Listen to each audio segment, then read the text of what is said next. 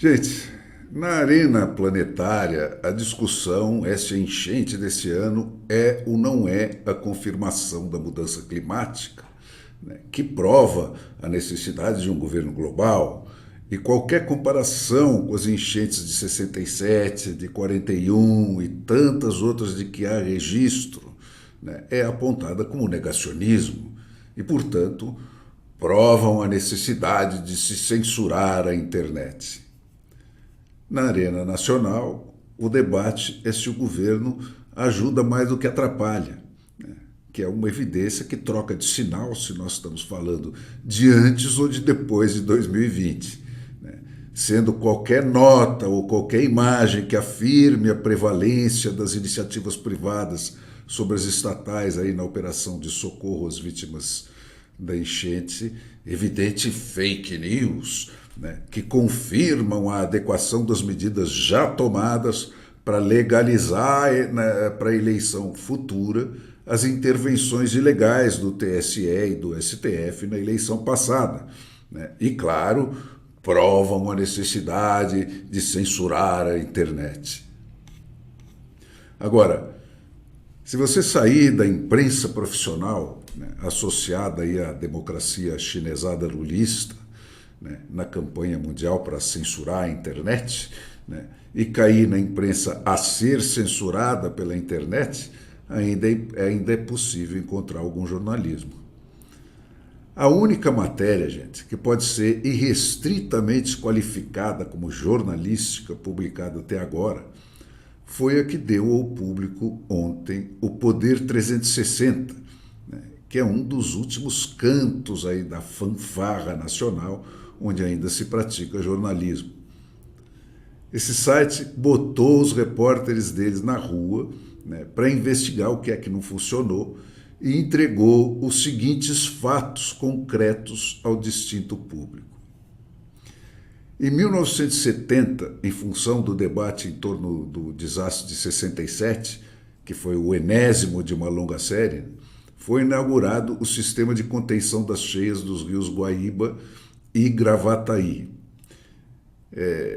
Esse sistema consiste no seguinte: um muro de concreto armado de 2.650 metros de extensão que margeia a Avenida Mauá e a borda lá daquele lago, né? 14 comportas de aço, metade delas ao longo desse muro, 23 casas de bombas, 68 quilômetros de diques de terra.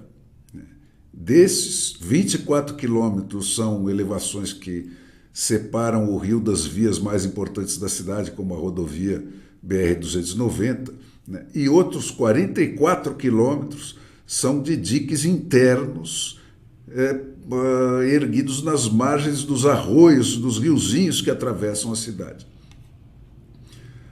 A matéria original do Poder 360 traz um mapa preciso da localização de cada um desses pontos.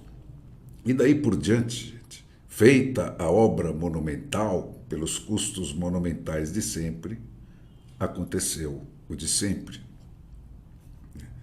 O sucateamento ao longo de sucessivas gestões municipais e estaduais. Em 2021, quando tudo já estava para lá de gasto, foi investido 1,8 milhão de reais no sistema. E o número caiu para R$ 141.900 em 2022, gente. Nesse país que dá 16 bi para cantor fazer comício e 4,6 bi para político fazer campanha. E no último ano, 2023, o valor foi zero, nem um tostão foi investido nesse sistema. O sistema foi projetado para suportar o nível de 6 metros de cheia do Guaíba, aqui não chegou nem nesta enchente. O rio começou a ser invadido, a invadir a cidade quando a cota chegou a 4,5 metros. O sistema de comporta, gente, foi reformado em 2012, assim como o muro da Avenida Mauá. Puseram lá novos equipamentos que permitiam a abertura e o fechamento mecanizado dessas comportas. Mas a maioria dos motores foi roubada, né? E os que sobraram não tiveram manutenção e não funcionam. O fechamento de todas as comportas antes dessa enchente é manual. Algumas são movimentadas por cordas, né? E a maioria precisa de retroescavadeiras que empurrem ou que puxem as comportas, né, para abrir e fechar. E em nenhuma delas existe uma vedação completa, né? Tem brechas entre o tal muro de concreto e essas portas dessas comportas de mais de 10 centímetros de largura. Tanto que no sufoco dessa enchente, eles tentaram a solução medieval, né, de encher aquilo de sacos de areia, que foi uma solução que fracassou 100%, obviamente, né? Então, o resultado, gente, é que das 23 bombas existentes, só 4 funcionaram nessa enchente. As comportas de aço foram fechadas quando a água começou a subir, mas das 14 existentes, 3 apresentaram falhas mais graves, como vazamentos enormes. E a de número 14 simplesmente se rompeu. A força da água também levou parte da rodovia que passa por cima dessa estrutura. As bombas, gente, drenam a água através de galerias cavadas por baixo do chão e por baixo dessas estradas, né? Mas a pressão nas galerias contra o alto nível do rio, né, força a água a voltar. E as tampas para inspeção dessas galerias são fracas, né, e não conseguiram segurar essa pressão. E isso provocou a inundação dessas estações, dessas galerias, né? E a água atingiu a parte elétrica, né? E as bombas, então, precisaram ser desligadas por causa do risco de choques.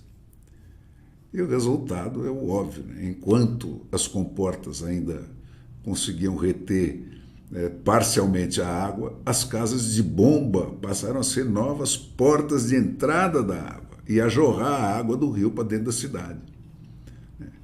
E tudo isso que está descrito na matéria está devidamente filmado a cada ponto, né, pelos repórteres do Poder 360. É tudo preto no branco, gente. Não tem chororô de militante de redação e nem muito menos microfone esticado para democrata de Araque.